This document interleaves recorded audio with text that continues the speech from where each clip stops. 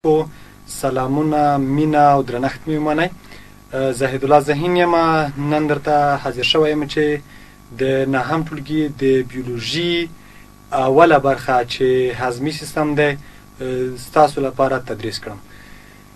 دوستانو، هضمي سیستم یا دایجسټیو سیستم، لومړی د دې تعریف کوو چې هضمي سیستم عبارت له کوم سیستم څخه دی. هضمي سیستم عبارت له هغه سیستم څخه دی چې په وسیله باندې بدن د انرژۍ د تولید په موخه باندې غذایي مواد په کوچنیو ټوټو باندې ویشي. هغه سیستم چې په وسیله باندې غذایي مواد په کوچنیو ټوټو باندې ویشل کیږي دې سیستم ته هضمي سیستم ویل کیږي. بل دا چې هضمي سیستم په لویه کې کومې دندې او مسؤلیتونه لري، غواړو چې دا هم وپېژنو چې د هضمي سیستم دندې او فعالیتونه څه دي. لومړی دا چې هضمي سیستم هغه د هضم وظیفه لري. هضمي سیستم د هضم یا دایجسشن دنده او مکلفیت لري. هضم څه ته ویل کیږي؟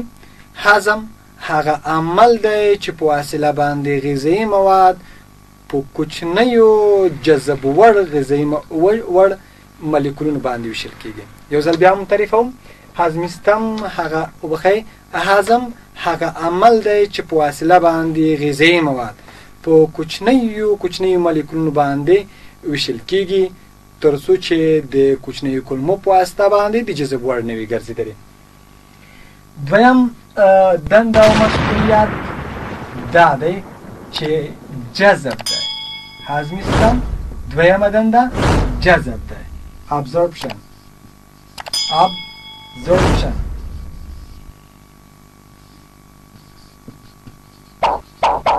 absorption یعنی جذب، یعنی هغه وخت چې مونږ غذایي مواد خورو هضمي سیستم ته داخلیږي او په هضمي سیستم کې په کوچنیو مالیکولونو باندې ویشل کیږي، وروسته بیا په کولمو کې د جذب وړ ګرځي. دغه عمل چې د کولمو په واسطه باندې کوچني د جذب وړ مالیکولونه جذبوي دې ته ابزورپشن یا جذب ویل کیږي. دریمه دنده او مسؤلیت د هضمي سیستم هغه څه دی؟ هغه دا ده چې سکریشن کې ترشح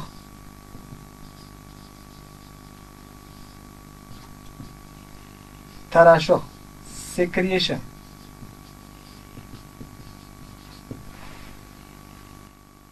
د هضمي سیستم غړي د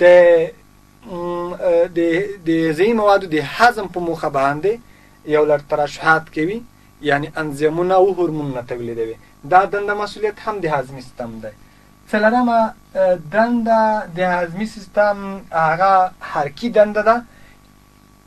حرکي دنده لري. حرکي دنده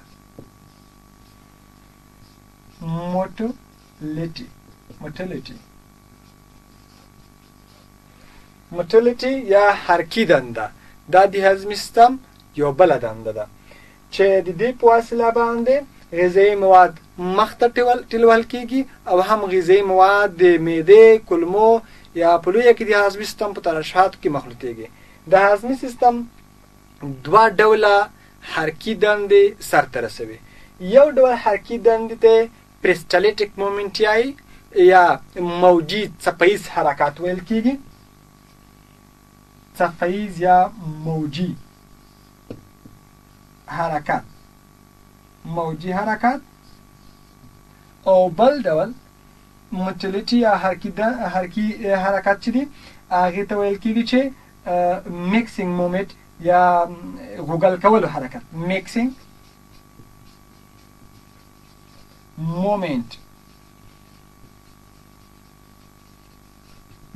مومنټ and peristaltic moment دا دوه ډوله حرکات دي چې هضمي سیستم یې سرته رسوي.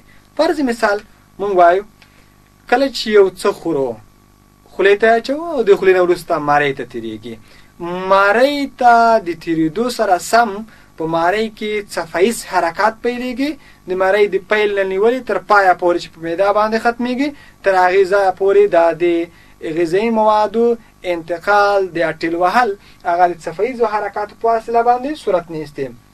دویم ډول حرکات که موږ ووایو په معده کې سرته رسېږي. معده کې دوه ډوله حرکات سرته رسېږي، هم پریسټلیټک مومنټ سرته رسېږي، هم میکسینګ مومنټ سرته رسېږي. هغه وخت چې معدې ته غذایي مواد رسېږي د دې لپاره چې د معدې په ترشحاتو کې دا غذایي مواد مخلوط شي نو معده میکسینګ مومنټ کې یو له بله سره د غذایي مواد غوګل کوي تر څو د معدې په ترشحاتو کې مخلوط ګډ شي او بالاخره په هضم باندې ورسېږي. نو دوستانو دغه څلور لوی دندې او مسؤلیتونه د هضمي سیستم وو چې تاسو ته مو وړاندې کړل. اوس غواړو چې د هضمي سیستم په غړو باندې بحث وکړو. یعنی هضمي سیستم د کومو غړو څخه جوړ شوی دی؟ هغه غړي چې د هضمي سیستم یې جوړ کړی دی. اول مونږ له خولې نه شروع کوو. ماوت، خوله د هضمي سیستم لومړنی غړی. دویم فیرنګس،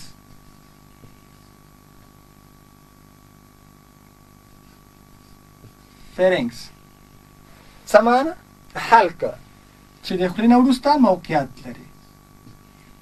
دریم په پښتو باندې هم درته ولیکم درنو زده کوونکو هیله ده چې تاسو ورباندې ښه پوه شئ.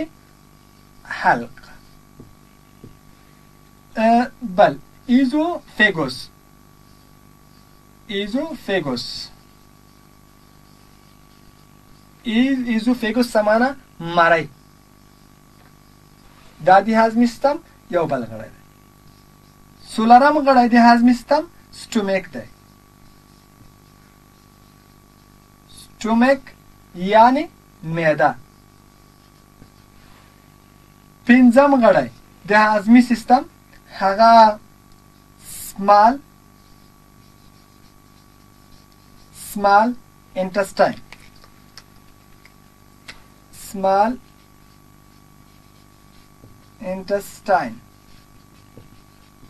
څه معنی؟ کوچنۍ کولمې.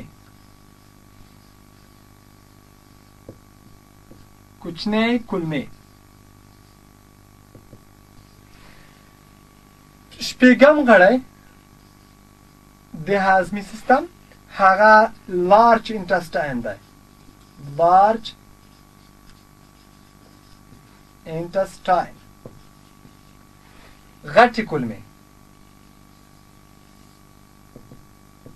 غټې کولمې. اووم غړی هغه ریکټیوم دی. دا اووم غړی د غټو کولمو د وروستۍ برخې په نامه سره یادېږي. ریکټیوم د غټو کولمو وروستۍ برخه. وبخئ، د غټو کولمو وروستنۍ برخه څه نومیږي؟ ریکټیوم نومیږي. اتم غړی د هضمي سیستم هغه چې هغه په کومکي غړو کې هم راځي لیور دی. ینه یا ځیګر.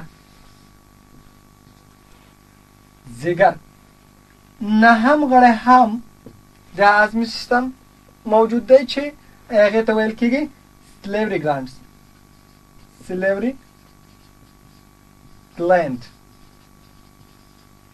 ګلانډز.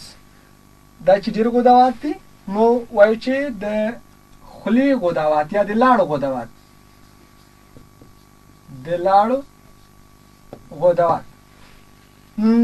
لسم غړی هم وجود لري. لسم غړی د هضمي سیستم هغه په خپله پانکریاس دی. یا داسې وایو چې پانکریاټک ګلینډ. د پانکرانس غده دا په خپله هم د هاضمي سیستم له غړو څخه شمېرل کېږي. دا 10 غړي درنو زده کوونکو د هاضمي سیستم هغه غړي دي چې مکمل سیستم یې جوړ کړی دی. خوله له خولې پیل کوو، وروسته قدم په قدم باندې داسې راځو په تدریجي ډول سره ټول غړي به تشریح کوو. لومړی په خوله باندې بحث کوو. خوله د هاضمي سیستم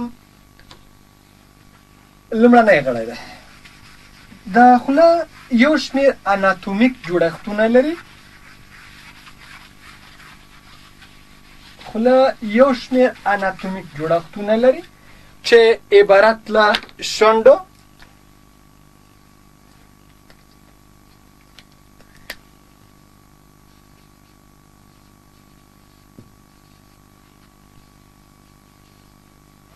خوله یو شمېر اناتومیک جوړښتونه لري چې دا جوړښتونه عبارت دي له شونډو،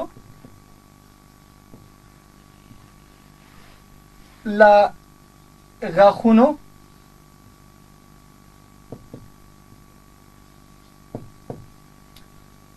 له ژبې، له تالو، له دې څخه عبارت دی. او همدا قسم سره په خوله کې د لاړو غدې هم وجود لري. د لاړو غدې درنو زده کوونکو، شونډې په خوله کې څه اهمیت لري؟ دنده مکلفیت یې څه دی؟ شونډې د غذایي موادو په رانیولو کې مرسته کوي. هغه وخت چې مونږ غذایي مواد د خولې ته دننه کوو یا یې رانیسو، د شونډو په واسطه باندې د غذایي مواد رانیول کېږي. همدا ډول شونډې دي چې د غذایي موادو د خولې څخه د تویېدو مخنیوی کوي. همدا شونډې دي چې زمونږ او ستاسو سره په څه کې مرسته کوي؟ په خبرو کولو کې مرسته کوي. دا درې غټې دندې د شونډو دي. همدا ډول غاښونه، غاښونو ته راځو. غاښونه څه اهمیت لري، څه دندې لري په خوله کې؟ یوه دنده دا ده چې زمونږ او ستاسو سره په خبرو کولو کې مرسته کوي. همدا ډول د غذایي موادو په ټوټه کولو کې مرسته کوي چې غذایي مواد تجزیه او ټوټه کړي. همدا ډول غذایي موادو په رانیولو کې مرسته کوي. داسې نه ده چې غاښونه دي یوازې د غذایي موادو په ټوټه کولو کې مرسته کوي، باقي نورو کارونو کې دې مرسته نه کوي. زموږ زیاتره زده کوونکي او عام وګړي په دې ان او نظر باندې دي چې غاښونه دي چې هغه د غذایي موادو ټوټه کولو لپاره استعمالېږي، خو نه، غذایي مواد پرې رانیول کېږي هم که په خوله کې غاښونه ونه لرو. هغه ډول چې الفاظو ادا کول دي هغه به هم سم ترسره نه شي او دا او دې ته ورته نورې دندې هم لري. راځو ژبې ته. ژبه 5 غټې دندې لري. د ژبې لومړنۍ دنده دا ده چې زمونږ او ستاسو ته د خبرو کولو توان او طاقت راکړی، ځکه چې د ژبې په وسیله باندې خبرې کوو. همدا ډول همدا ژبه ده چې غذایي مواد په لاړو کې لندوي تر څو په ډایجسشن یا په هضم باندې ورسیږي یا د غذایي مواد نرم شي. همدا ژبه ده چې زمونږ او ستاسو سره د خوند د غذایي موادو د خوند په معلومولو کې مرسته کوي. همدا ژبه ده چې غذایي مواد د غاښونو لپاره برابروي تر څو غذایي مواد په د غاښونو په وسیله باندې ټوټه او تجزیه شي. همدا ژبه ده چې غذایي مواد بلخ کوي، تیروي، یعنې غذایي مواد تیرولو لپاره اړ کوي تر څو حلق ته انتقال شي او د حلق نه وروسته ایزوفیګوس یا مرۍ ته انتقال شي. دا 5 غټې دندې د ژبې له دندو څخه وي. دویم تالو دی. تالو 2 برخې لري. یوه برخه پاسینی تالو دی چې کلک تالو ورته ویل کېږي. دویمه برخه د تالو چې دا هغه نرم تالو دی چې د کلک تالو چې د خولې په پاس برخه کې موجود دی، د خولې د جوف په پاس برخه کې، د هغې په شا برخه کې نرم تالو موجود دی. پاس تالو یا کلک تالو چې د پاس برخه کې موجود لري دا د غذایي موادو په غوګل کولو کې مرسته کوي. که هغه وخت چې غذایي مواد خولې ته داخل شي د غذایي مواد داسې سره غوګل کوي. او دویم نرم تالو دی چې د خولې په وروستۍ برخه کې د کلک تالو په شا برخه کې موقعیت لري دا نرم تالو هغه لار چې پوزې ته خلاصه شوې ده یا هغه لار چې پوزې ته لاړه شوې ده هغه وخت چې غذایي مواد د خولې څخه مرۍ ته تېرېږي نو په دغه وختونو کې دغه پاس لار د دې نرم تالو په واسطه باندې بندېږي. دا د دې د دندو او مسؤلیتونو څخه دی. درنو زده کوونکو د لاړو غدې هم تشریح کوو. په خوله کې 3 ډوله غدوات وجود لري. په خوله کې 3 ډوله غدوات وجود لري. اول په خوله کې د سب منډیبولر په نامه سره غدوات موجود دي. سب منډیبولر ګلنس. دویم په خوله کې د سب لینګول ګلند موجود دی. دریم ډله یا دریم ډول دی غدواتو چې دی هغه چې دی پاروټیډ ګلند. ګورئ په خوله کې 3 ډوله غدوات وجود لري. سب منډیبولر، سب لینګول، پاروټیډ ګلند. دوستانو دا هر غده په خوله کې 3 ډوله دي او 6 دانې غدوات دي. ګورئ سب منډیبولر ګلانډز یا ګلانډز وبخئ سب منډیبولر ګلانډز چې دي هغه 2 دانې دي.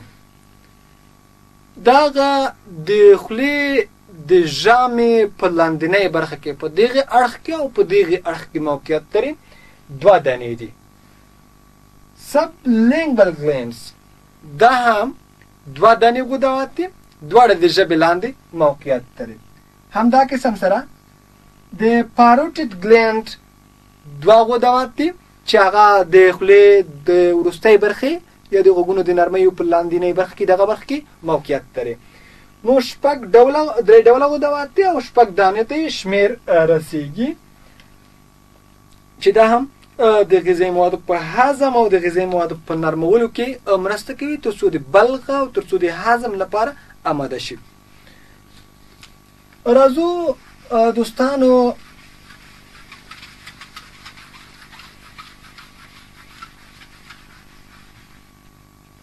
مونږ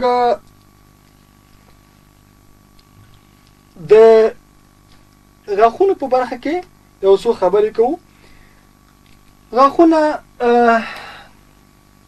د عمر په لحاظ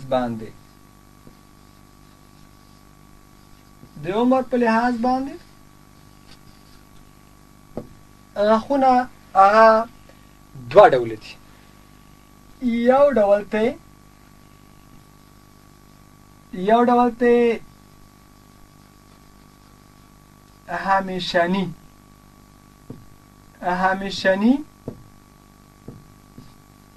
غاښونه ویل کېږي.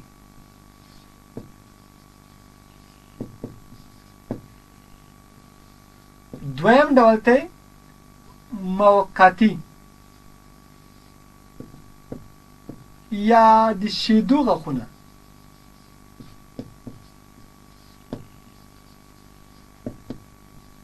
ویل کېږي. درنو زده کوونکو همیشني غاښونه یا دایمي غاښونه عبارت له هغه غاښونو څخه دي چې د عمر د وکلنۍ څخه پوره خاتلو پر اشنا کېدلو باندې پیل کوي او په 2 کلنۍ باندې ختمیږي. دا په 14 کلنۍ باندې بشپړ د خولې ژامه دغه د همیشني غاښونو څخه ډکه شي یا ټول راوخیږي. موقتي غاښونه دا معمولا د 6 میاشتنۍ نه د ماشوم په خوله کې راټوکېږي تر 3 کلنۍ پورې دغه غاښونه مکملېږي. دوستانو دا غاښونه چې د شیدو غاښونه دي او د 6 میاشتنۍ نه تر 3 کلنۍ پورې په تدریجي ډول سره راخیږي او په 3 کلنۍ کې پوره کېږي. دا غاښونه چې دي دا د دې شمېر چې دی هغه 100 دانو ته رسېږي 100 دانې غاښونه وي هغه غاښونه چې همیشني غاښونه دي او د 1 کلنۍ نه نیولې تر 14 کلنۍ پورې ټول راټوکېږي او د عمر تر وروستۍ سلګۍ پورې د یو انسان سره مل وي هغه غاښونه چې دي هغه شمېر 32 دانو ته رسېږي 32 دانې شمېر لري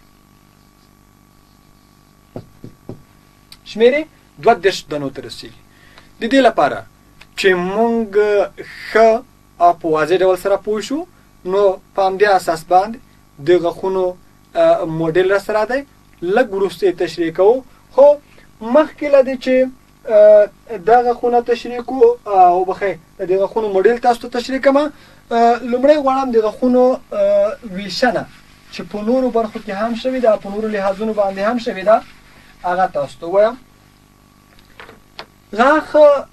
غاښونه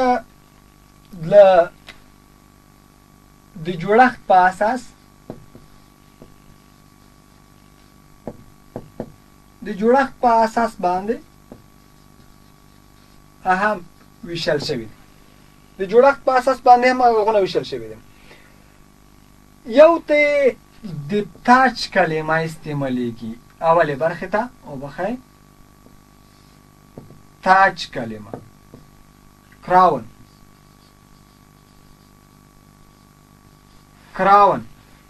دویمې برخې ته یا دویم ډول ته د غاښونو چې د جوړښت په اساس باندې ویشنه شوې ده هغې ته غاج ویل کېږي غاج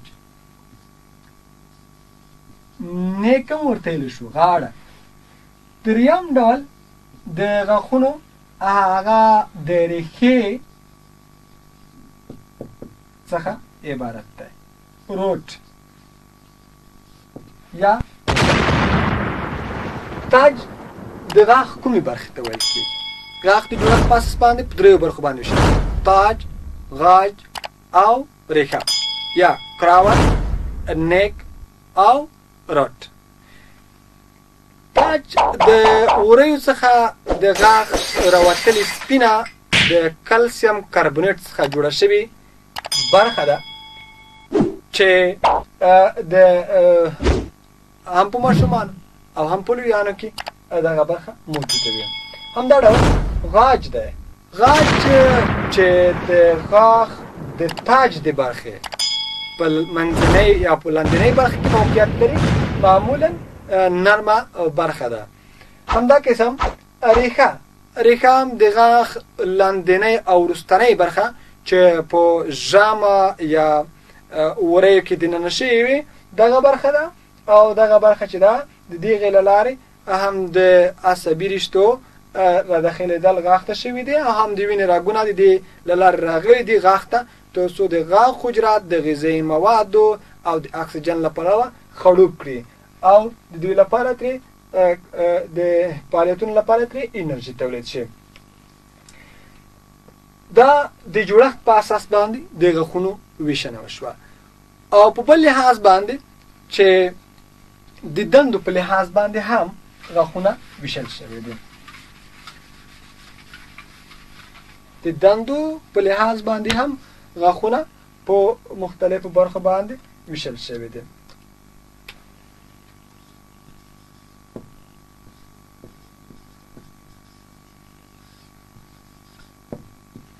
د دندو په لحاظ غاښونه روا مخلو موډل چې لږ ښه وپوهېږو چې غاښونه د دندو په لحاظ باندې څه ډول ویشل شوي دي دا د غاښونو موډل دی دوستانو د دغې موډل په لومړنۍ برخه کې یا د خولې په اوله برخه کې 4 غاښونه 1 2 3 4 دا 4 غاښونه په پاس ژامه کې او دا 4 غاښونه 1 2 3 4 دا 4 غاښونه په لاندنۍ ژامه کې د دواړو شمېر 8 دانې شو دې ته څه ویل کېږي ثنایا د خولې په مخکینۍ برخه کې 8 غاښونه چې 4 په لاندنۍ او 4 په پاسنۍ برخه کې وجود لري د څه په نامه سره یادېږي د ثنایا په نامه سره یادېږي د دې ثنایا غاښونو په اطرافو کې چې په پاس ژامه کې هم 2 او په لاندې ژبه کې هم 2 غاښونه موقعیت لري. دې ته څه ویل کېږي؟ دې ته انیاب ویل کېږي. معمولا د صنایع په واسطه باندې غذایي مواد ټوټه کېږي نه، بلکې غذایي مواد درنیول کېږي. خو انیاب د غذایي موادو لپاره تیرې څوکې لري. هغه وخت چې کلک شیان چې موږ نشو کولی چې د صنایع په وسیله باندې مات کو، موږ بیا له انیابو څخه کار اخلو او د انیابو غاښونو شمېر هم 4 دانې دی چې 2 یې په لاندنۍ ژامه کې او 2 یې په پاسنۍ ژامه کې وجود لري. د دې په څنګ کې د کوچني آسیاب یا کوچني ژرندو په نامه سره 4 غاښونه وجود لري چې د انیابو په څنګونو کې په یو ژامه کې هم 2 چې یو په د انیاب په دې برخه کې او بل د انیاب په دې برخه کې، په بل ژامه کې هم 2 چې یو د انیاب په دې برخه کې او بل په دغه برخه کې موجود دی. دې 4 غاښونو ته د کوچني آسیاب یا د کوچني ژرندو کلمه استعمالیږي او دا هم د غذایي موادو په تجزیه او ټوټه کولو کې مرسته کوي. وروستنی 12 غاښونه، وروستنی څو غاښونه؟ 12 غاښونه چې 3 په دې ژامه کې دي، 3 په دې ژامه کې دي، 1 2 3 په لاندې کې هم 3 همدا ډول 1 2 3 په لاندې کې هم 1 2 3. دا څو غاښونه شول؟ 3 جمع 3 مساوي 6. 3 جمع 3 مساوي 6. 6 جمع 6 جمله څو شول؟ 12 غاښونه. 12 لوی آسیاب یا لوی ژرندې، 4 کوچني آسیاب یا کوچني ژرندې چې 4 او 12 د 14 شمالي ته رسېږي. همدا ډول 4 د انیاب غاښونه چې هغه 6 غاښونو ته رسېږي او 8 د صنایع غاښونه چې شمېري جمله 28 دانې شو. ولې موږ مخکې موږ د 22 غاښونو خبره کړې وه، خو هغه 4 وروستني غاښونه چې په وبخښئ هغه وخت چې موږ بوډاتوب حالت ته داخلېږو د ژامې په د وروستۍ برخه کې پیدا کېږي چې جمله شمېر به یې څو ته رسېږي؟ 22 ته رسېږي. یو به په دغه برخه کې، یو به په دغه برخه کې، یو به په دغه برخه کې، یو په دغه برخه کې رسېږي. جمله شمېر به 22 ته رسېږي. او موږ تاسو چې په خپل هغه کې ورته وایو چې پلانای سړی چې هغه د ماشومتوب غاښونه یې راوختل، هغه د ماشومتوب غاښونه په خپل په دې معنا سره دي چې هغې دغه وروستني غاښونه چې د همیشني غاښونو په جمله یا ګروپ کې راځي هغه راختلي وي چې موږ تاسو ته د ماشومتوب غاښونه وایو. دا و د نن ورځې زموږ د 9 ټولګي د بیولوژي د اولې برخې تدریس. هیله دا ده چې تاسو به ډېر څه ترې اخیستي وي. تر بیا به چې بیا هم ستاسو په درنه خدمت کې راځم او ستاسو لپاره به د یوې نوې موضوع سره بحث کوم. تر هغې مونږ ته اجازه راکئ. ښه وختونه ولرئ.